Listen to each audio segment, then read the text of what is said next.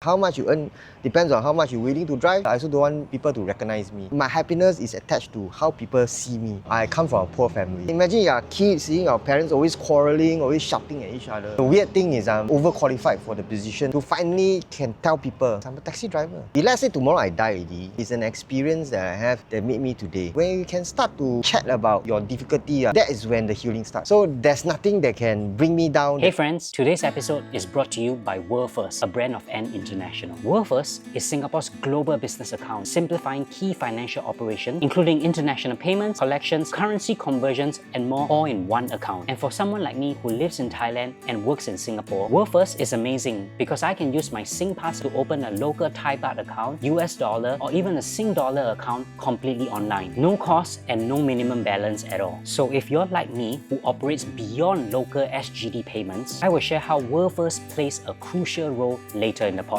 But for now, let's get back to the show. Everybody, welcome to a special podcast episode. Today we are outdoors and we have a very special guest. I have here Eddie with me. He started as a typical business owner here in Singapore. He had his own customers, his own supplier. But in this economy, eventually things went south and he had to give up his business and eventually even turn to becoming a taxi driver. Something that a lot of us Singaporeans can relate to, and we sometimes even consider doing it ourselves. So today we want to talk about Eddie's story, his resilience, his journey, and his new perspective of life. Eddie, thank you so much. I'm really excited to meet you. Hey, Shoutout. Thanks for having me. Yes. So Eddie, for people in my channel who may not hear of your story, could you do a short introduction? Okay, I'll do a short one. I used to have company of my own. It's a small company. Yeah, it's actually trademark agent. So it's like a middleman kind of thing, doing legal stuff, but not a law firm. So I had that company for like about 8 coming to 9 years. Wow. Yeah, then after that something happened, you know. How many employees did you have? How big was it? So they were all on your payroll? Yeah, correct. So I started with a one-man show at home actually. But as time goes by, I need like a break away from that home setting. Because you know, when you're at home, the motivation to work different. It blurs the line between relaxing and working. You know. So I say, okay, I need to get out and find a proper schedule because I'm a creature of habit. So I need like that kind of 9 to 5 kind of schedule.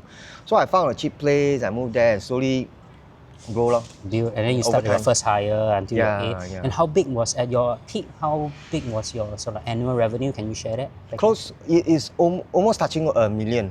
Yeah. Okay, so it's not a small business. It's decent. You have still small still considered small business.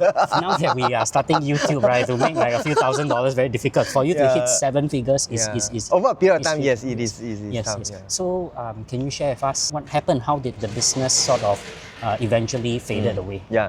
So how should I start Because it's a combination of factor. Right, and over time it caused the downfall. Right, I would say system-wise the company runs very well. We have a very good structure. Right, from marketing, procuring new clients, new accounts to closing deals. Every month should be okay one. I think the main problem is myself. Yeah, because I'm inexperienced first as a business owner. Right, I don't go to any master class like how to run a company. So I don't know how to do it properly. You're just learning on the go. Yeah, sort of. I'm alone, right? Because I understand now on hindsight, company there's different growth stages. Yeah, you have like at the start you need to like jump into the blue ocean and just cut costs and try to get in. You know. Yes.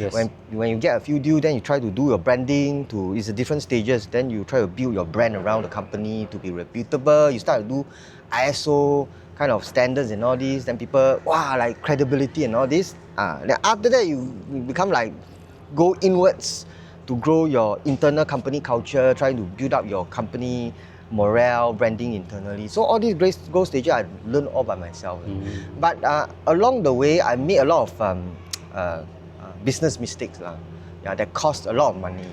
Yeah. Take for example, initially I thought that okay, I got few staff ready. I'm responsible for their day-to-day, right? Their families to feed. So I was thinking about how about their career progression. If they are here with me on the long term, can I ensure a career path that can sort of like make sure that they are able to retain them. Correct. So Then I spent a lot of money building up nice office, decoration, trying to upgrade to a bigger office, like from a 3 to 4 man space, become a 12 man space, kind of like. So you can imagine the capital investment into procuring the new table, chair, furniture and all. Then I also send them for training and all this. So I spent a lot on this kind of thing, but yet cannot sustain. Yeah, because the cash flow issue. So there's another problem is the cash flow lah. Like because for business, right, you got 30 days, then you get the money. It's not like wow. Even for YouTube, right, you take a month for you to Our receive. expenses go out immediately, but the checks come in 30, later, right? sometimes 60 days. Yeah, right, 90 days even, not like 9 9 to 5 job. Every month you sure have the kind of fixed month. Yes. So for us, maybe we close 100,000 deal this month. Does it mean that we have You have to 100,000 now? tahan for another 60 days until you can receive it, if and when they pay you. Exactly, Also. and meanwhile you still need to pay for the business costs. Yes, you need to pay for the official fees. This is something that from corporate people thinking of starting a business, you don't know, because in the corporate environment you're very sheltered, right? You don't have to make this type of decisions and trade-offs. But then once you start your own place, you realize, wow, the cash flow management is really is relentless. And the trap is where when the banks come in.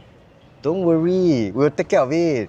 You can then you suddenly have a kind of line of credit. I used that to work in a bank, so I was the one telling you. Yes. So I was like, wow, now suddenly I got this lifeline I can use and touch the OD, overdraft, to try and plug the gap while I run the business.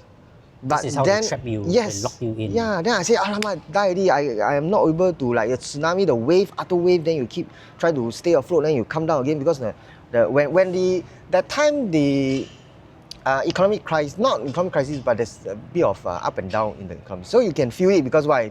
The vendors are your customer or your accounts are, you can feel already. From 30 day paying you become 60 days. Is there a point you start to realize that, hey, business is really tough and things are really starting to go That's down just south? before the COVID. What happened? Pandemic. Like, what was there a particular moment? Was it like a particular interaction with a customer that you realized, okay, my business is really, this is not going well? Yeah, the due date the payment due date. I have to start chasing more and more, chase. Then they say, oh yeah, then they'll give you excuses. Then next month we will, Like what earlier Eddie said, right? Like, wow, the customers you're able to give them grace, or you have no choice but to give them grace period. Your own bills with your landlord, with the banks, there is no grace period. You have to right? run your CPF, your salaries, and all this has still. That's why the lifeline come in, and then you keep using it to plug, right? Then you'll not be able to catch up, because some of your accounts are maybe closed already. They're not in business anymore. Yes. Then how are you gonna chase that money? Yeah. So at the point where you realize that your business is good, you have to close down. Can you walk us through how that day is? Do you still remember that moment where you make a decision, I have to close this down? It's a very difficult question, because it's not like instantaneous, like kind of like wow, I do know. I know it already. When the things are going south, I know it's this one how to sustain. How long can I do it? Then it's a matter of time when I have to really put down my feet and say, okay, cannot already. But I remember that time when a few of my accounts, my clients are close shop already, right? I can't get my money back. I know already. I'll be in trouble very soon. It will be my turn. Yeah. So that is when I feel that, okay, start to prepare already. Exit strategy, how am I going to do it? But that time I got staff. I also don't know how to do it. I also learning how do I get out of this mess, because I was in debt already that time. I'm not able to repay. Bank's letters are coming in. Yeah. My wife was, throughout this process, don't know anything one. She's totally out of the picture, because she don't understand. It's very complicated. Look at the balance sheet, the P&L, walao. I say, what the hell? I also have to learn all this finance. Slowly then I come to my realization. Beside already. Yeah. That's the time I took my taxi license. So that was your backup. That was backup. So we just talked about how important cash flow is for SME in this episode. And that's why I want to share with you about WorldFirst, a brand of N International. WorldFirst is Singapore's global business account, simplifying key financial operations, including international payments, collections, currency conversions, and more, all in one account. Paying to Thailand like me, or US, China, or Malaysia, be sure to pay in local currency. Simply open one WorldFirst account with your SingPass to access multiple local currency accounts. Local transfers means cheaper and faster with same-day payments. Stop paying bank fees of over 3% and invest that margin in your business instead. Claim your limited promo now with the first 5 payments free and 50% off FX voucher. This is only for new users, and the sign-up link is in the description box below. Yeah. So how difficult was that process of like, I have to give up my business, your baby, right, that you built over eight years, and then pivot into something that is nothing like as glamorous as being a business owner, being a taxi driver, where there may be some social stigma, where you feel that, oh, you know, what will other people think of you? How was that transition like for you? That transition, it is not beautiful at all. It's very, you see, at that time, you see, the thing is, I come from a poor family, right? So, from being a poor family, lowly educated, because my law degree was way after I finished my studies. My JC, I didn't even finish by A level. So I went through the private diploma side and then go UK and get my law. So throughout my early 30s, my life was like quite very average Joe one. Yeah. So when I built a company, everybody like, wow, can or not, sure or not. You finally made it, right? You made something you people were skeptical at first, the relative and all. But after I made it already, wow, I got a pretty, a number of staff working with me. Then they go, oh, okay, this guy may be in for something. But when this thing fell, this whole thing fell, I was like, wow, jialat already. Then how? Actually, this guy cannot make it one. This is really a failure, right? So for me, actually, I think I can still overcome, but I'm more worried for my parents because they are from the Malaysia side. Mm-hmm. They are the ones that facing my relatives. Year after year, every week they go back. How's your son? Oh, where he still lives? Where he live and all this. So what was more difficult, losing your business and income, affecting your income, or having to deal with the negative perception of a failed business owner among your family and close ones? I think it's a mixture of all. It's like mixing everything together. So it doesn't happen one at all. Everything comes to you like a tsunami. That's why it's so difficult. It's like it happens all at once. You don't know how to process. You don't know how to. You can't even define where's the pain. Is it because of the company they're trying to build 8 years and now it's gone, or is it like you're no longer a boss? The status changed already. Yeah, going back to 95. Now you have to look for a job because I was actually sending application. Trying to get a job, trying to find my way back. So you didn't immediately like, okay, I'm going to do a taxi, I'm going to do private hire, Grab. You actually thought of going back to the corporate world first? Yeah, no, I tried everything. Because I'm single, I'm not single. Yes, can you share a little? At that point, you already married. How many kids do you have? That time I have 2 kids already. How old were they? Very young only, toddler and one is just newborn. Oh, yeah, so it was like very painful period. And my wife have a lot of expectation because that time we still have this a bit of cash. So our childcare is those quite atas one. No, okay, so we spend like a few $1,000s on childcare and all this. So the output cannot catch up. Yeah, until one day petan already, I tell my wife we have to stop this and this. So you're shocked to her because you were always at this level and a certain level of consumption. Yeah, then suddenly boom, steep decline. Then she like, what happened? Then after it dawned on us, then we have like 1-2 years of argument throughout. So difficult that period. Yeah, for everybody involved. And your children as well, right? My children were they more adaptable because they were younger? To them, were they able to tell the difference? All they see is arguments. Like imagine your kids seeing our parents always quarreling, always shouting at each other.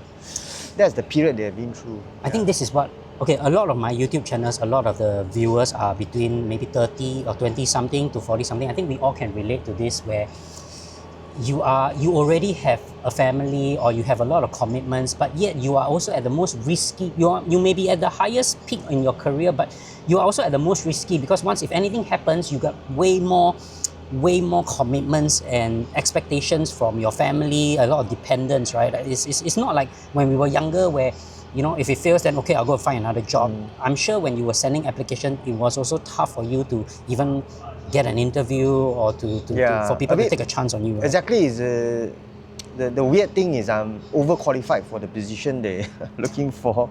Underqualified, it's kind of mismatch. So it's at my age also. So it's very difficult. This is the toughest part when we are between our 30s to our early 40s, late 40s, where you are too overqualified for some of the open jobs that you don't mind taking because you are desperate, right? Correct. You want to do entry, but they won't consider you. And you are like too junior or your business is too small to consider for the senior roles that companies So we are in a very awkward position. Very hard. And awkward at home also, right? Because your dependents, your children, you want to give them a certain level of comfort, but then now you have to may have to pull back. So the thing is, during that time you have the, because you are in that kind of state of mind that everything is not going well and all this, you have the tendency to spiral down into this kind of very depressive state, you know.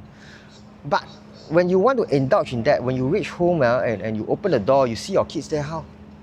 You cannot bring that. Put it all away. But it's not easy, easier said than done. Yeah, right? you have to throw all that away. Say this cannot already because my kids are waiting food on the table and my wife is waiting for a turnaround. So I have to power through bo pian. So when I look back and say, did I do that? I don't think I can do it alone. So those who are like single or this, maybe you say, maybe they can have it better. I think maybe worse because then they will keep spiraling down. That's true. Nobody to pull them up. That's true. So this is the beauty of having a supportive family, or at least having like an obligation. Like you cannot indulge in feeling negative. Because right? if you are down, everybody is down already. It's not just you now. That's true. That's very true. That's very true. So, do you consider that experience your life's rock bottom? Life rock bottom. I would believe so because there's a few force. I always have. I don't take things very well. Like everything I like try to over dramatize. Like sibei jialat, die already, this time die already. Because like that time I was I remember when I was younger, I was in the bird park.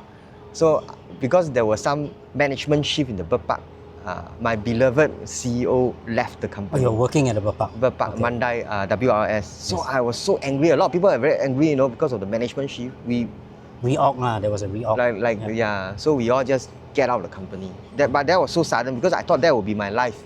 Bird presenter. I love nature.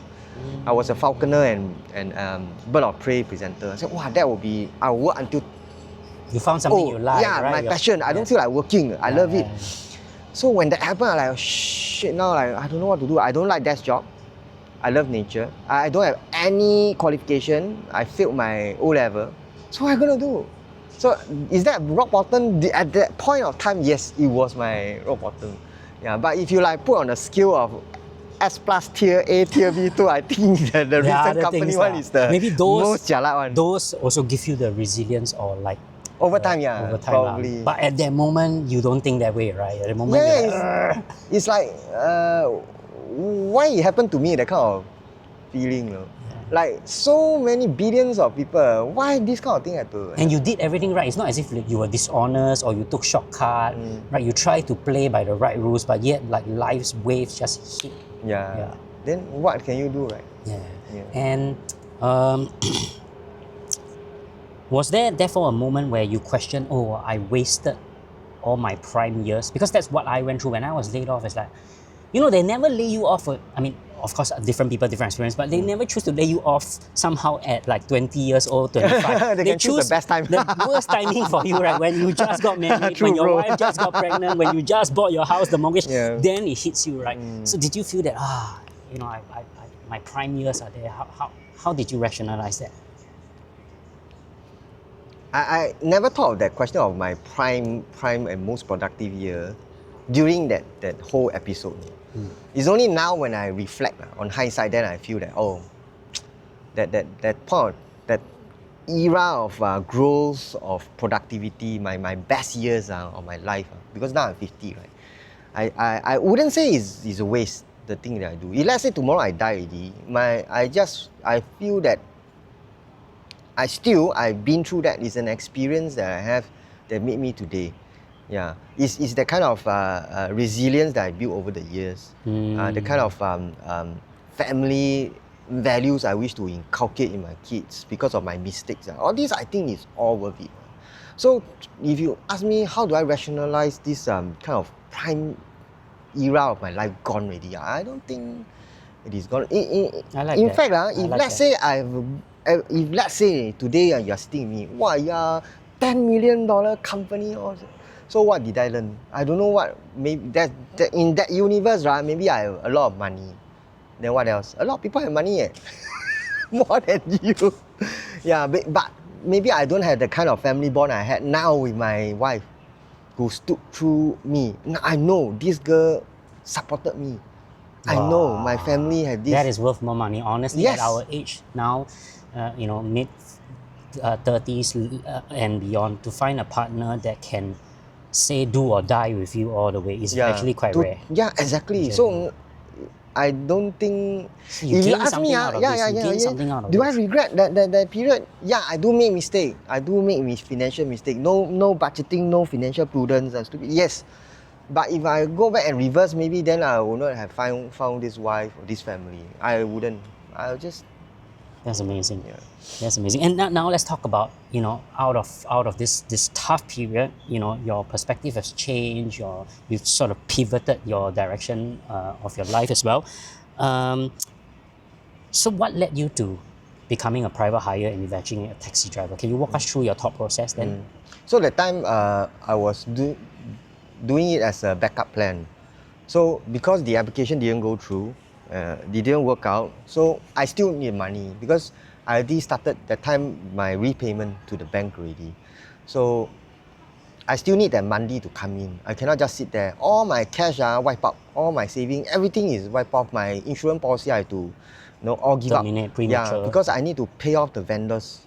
Yeah, because we are going through the liquidation and all this. So nothing, zero already. But yet my obligation stays. I still need to pay. My wife alone cannot sustain the whole period. So the lowest hanging fruit that time is private hire. Because straight away you get cash in. Yes, every day will get cash. Right? The thing is hourly based. Is the effort is straight away is how much you earn. How much you earn depends on how much you're willing to drive. You want to drive 24 hours, you get 24 hours worth of earnings. So I do that. Yeah, I like that. I think sometimes, at least for me, so I also tried Grab delivery, by the way, but I saw your I was much more fortunate. I did it not because I needed the cash. I was still very employed, but I did it because during the, the circuit breaker, COVID, the only essential workers could go out, right? I couldn't go to the gym, I couldn't go jogging, and I said, fine, I go and cycle and get but I when I did that, I realized people saw me differently. So before that, I will enter a restaurant as a customer versus I enter as a private food delivery. The staff, the people around you all see you almost like invisible because you're just doing your job, and that's fine. It's an honest living. But what I want to comment is that there's no shame in that doing. It's an honest living, right? Immediately you get cash, and sometimes probably it sounded that at that period of time that was what you needed the most, right? Yeah, it's what makes sense then, because then I don't see any other way out to get that kind of income stream to help.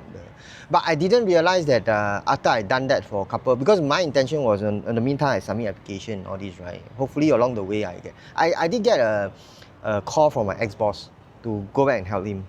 Okay. But after a year, it didn't work out because our expectation don't meet.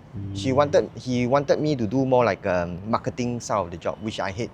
Okay. I don't like. So I went back to my private hire. Oh, okay. Yeah. So you did private hire. You actually got a corporate job, which a lot of people think, this is the golden ticket out. But then you actually came back to driving. Yeah, because firstly is a big drop in my income, and the money that I earn. Hold on. Yeah. You're saying that driving taxi, earn more than corporate job? Almost, not say more lah, almost the same, you see. But the plus side is I have a car. You have more control.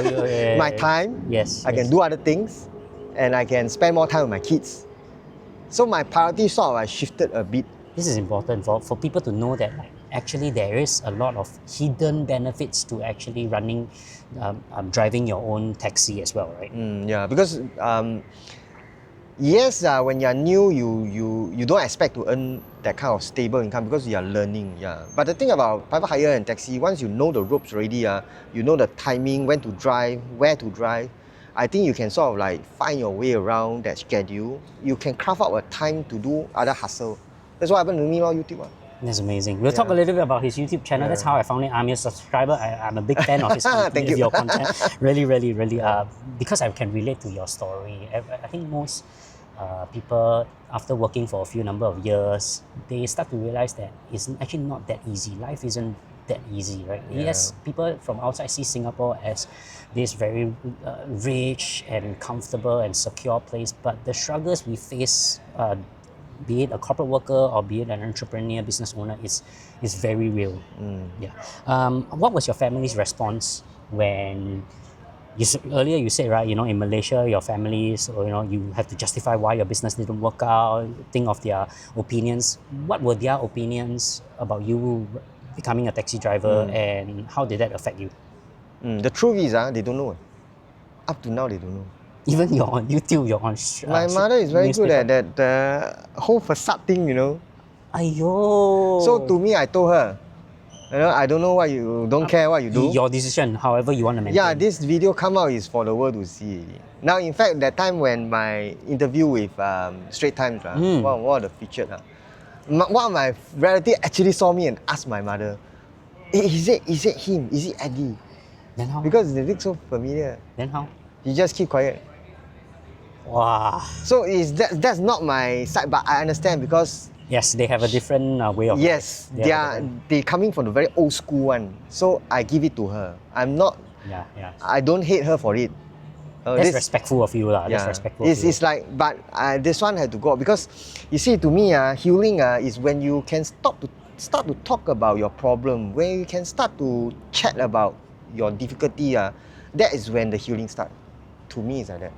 Yes. Yeah. Yeah.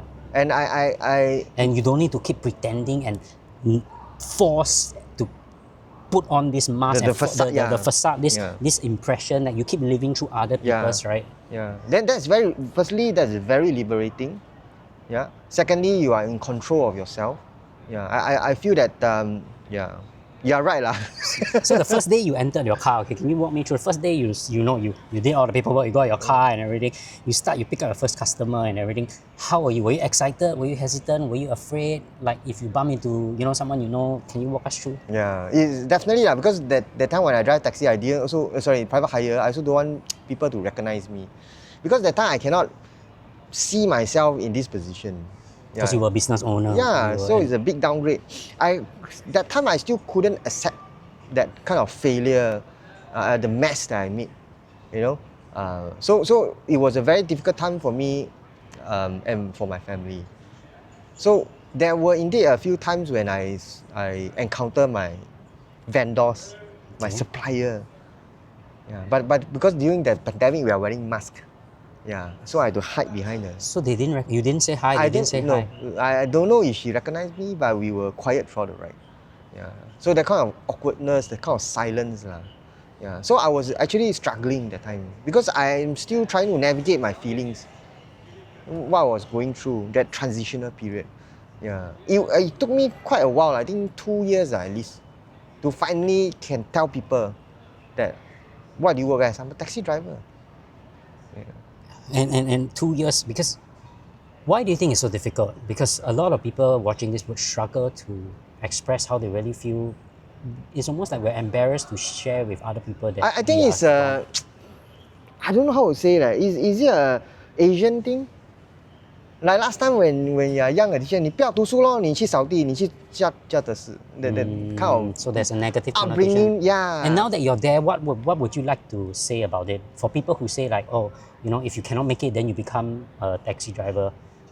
What's your opinion of it now?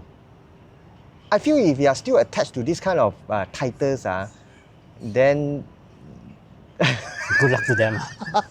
it's hard lah. You are still attached. For me, I don't know if I seen through because I'm now 50 already, right?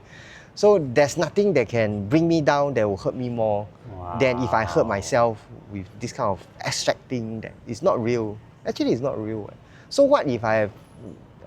So what if I'm a millionaire but I live in the house alone, you know, without coming home with my kids hugging me?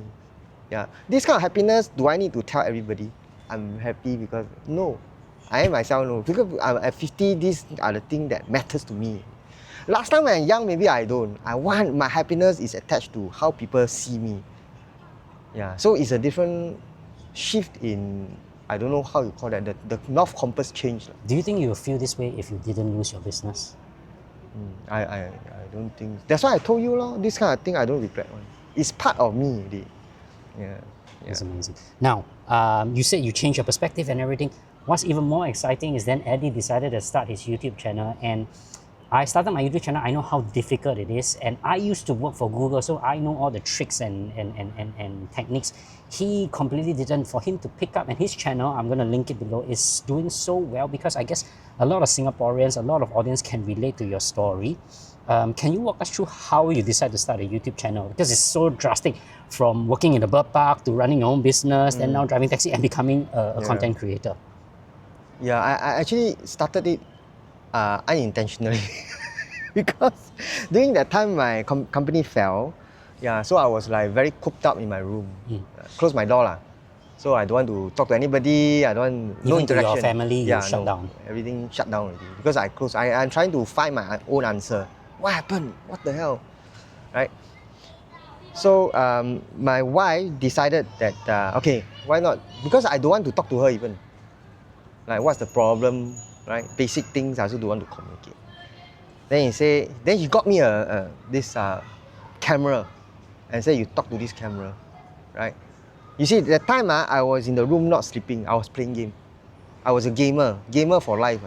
So I played a lot of Warcraft, a lot of this old school, Guild Wars 2, MMORPG, So I indulge in that, because that's the world I can control, virtual. And you escape, you don't need to face reality. Yeah, it's my escape.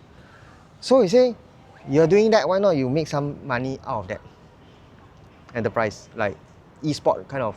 Stream yourself, like playing video games, something like that. So your wife was trying to be creative, like trying to, seeing you at this stage, she's still trying to like figure a way out for you. Wow. Yes. So I tried swimming, bolang. Bolang lah, they want to see pretty girl. They want to see pretty girl play, they don't want to see us play. So cannot work. Twitch game.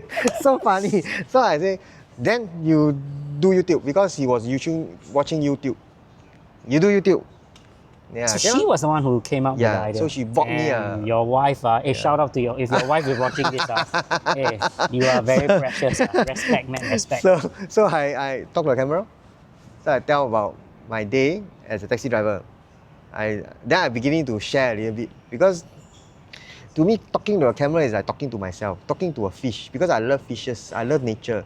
So sometimes I'll talk to my aquarium fishes about today earnings, how much, and all this, because I really close up, I feel it's meaningless to communicate to the outside world already. So that's my way. So when I talk to a camera, I don't feel like talking to an audience. I don't know, when you talk to a camera, is it like you have this conception that I feel the same way. To me, when I talk to camera, I feel like I'm just doing a presentation. Like at work, I present a PowerPoint, I talk, but there's no like audience in your head one. Yes. Yeah.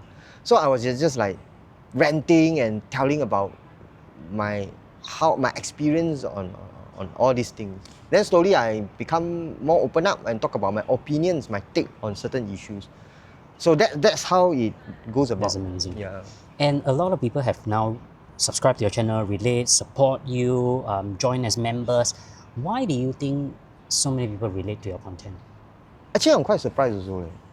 I'm very surprised. When you ask me, like, also people asking me, like, within like a short period of time, you got like so many subscribers, Actually, I don't know. What I know is what the comments usually tell me is I'm being vulnerable, because I'm being able to articulate my thoughts. Yeah, because I think Asian also, I don't know, is it because of we are being more kind of upbringing? This kind of thing we just blame ourselves. We are not good enough. Yeah, we are, you know, such a failure and all this. So then we begin to like self-blame, self-worth, all this kind of issue. Yeah, I don't know, is it a universal thing or it's just me? No, I So think some it's... people cannot articulate it, and then what happened? You go into this dark space. May the force be with you, the dark area. Then you become like so. Then you become like so skeptical of humans, and you don't want to interact. Then it becomes when you're older, right? You become like grumpy old man. We cannot articulate. Yes. Then you just bear all the bitterness inside Yeah. you. Then you hate life so much. You hate money. You hate You see everything relationship. negatively, right? Yes. Everything is negative to you. You just wait for the day where the meteor will come and reset everything.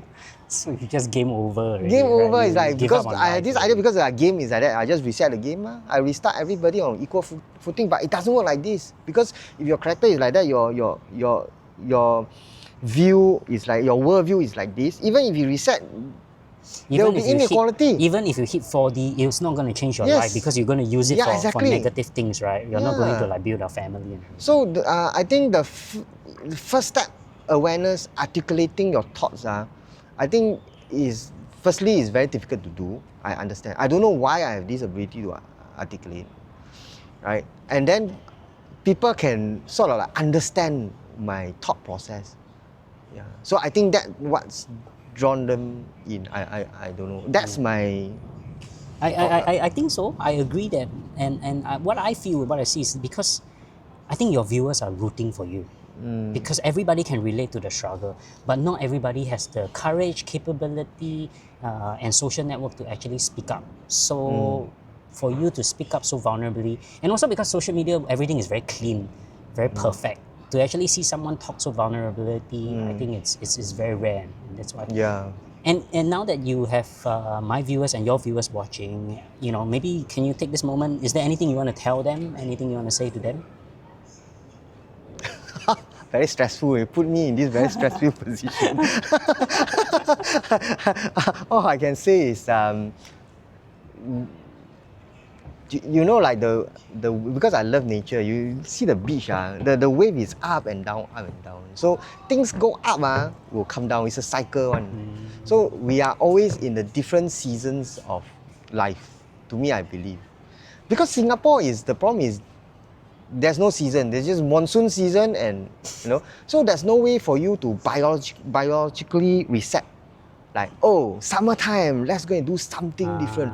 Oh, it's winter, now let's have a break, family. Reset. So you have physically being affected by this season to kind of like different priorities. Singapore is not like that.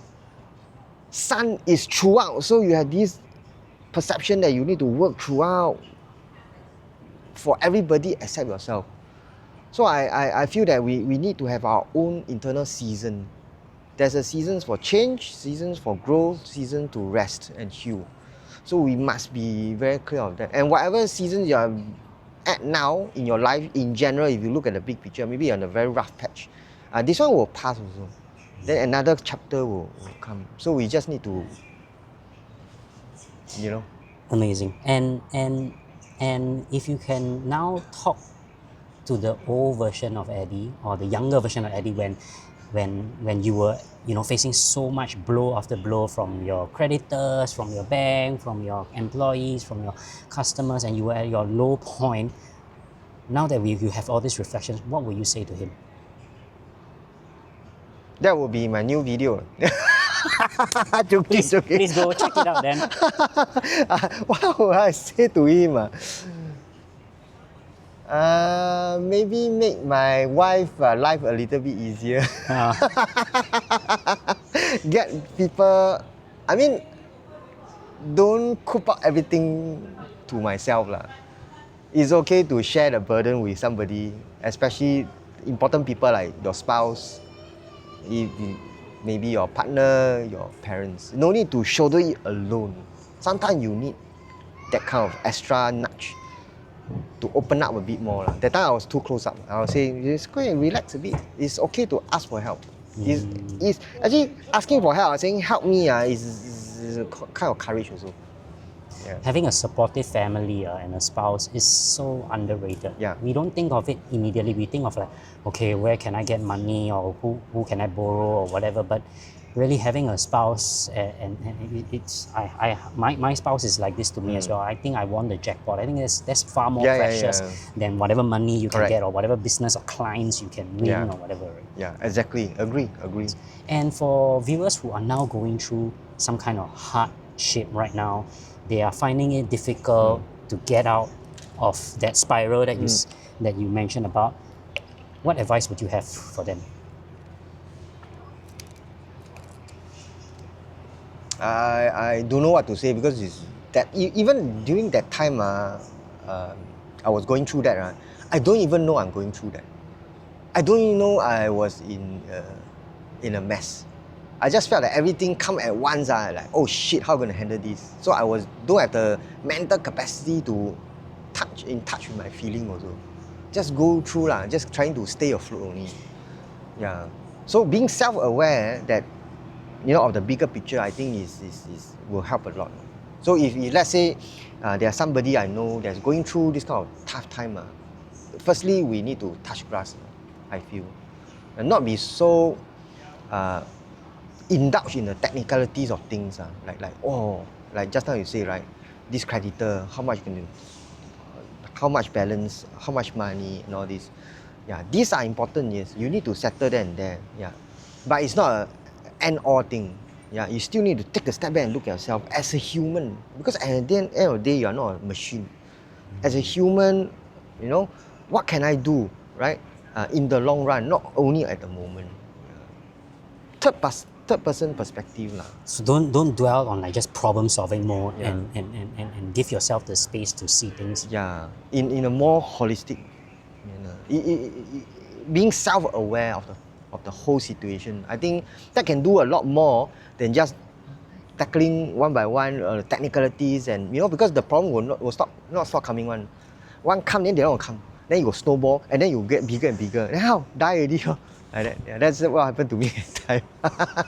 Well, Eddie, this is amazing. Your story is amazing. I didn't even know about the nature part, but I know you like fishes, but I didn't know you started as a bird watcher all the way to being a business owner and then now a taxi driver and a content creator. It really just shows you that sometimes life, if we plan too much, it doesn't go the way that it wants to go, right? Exactly.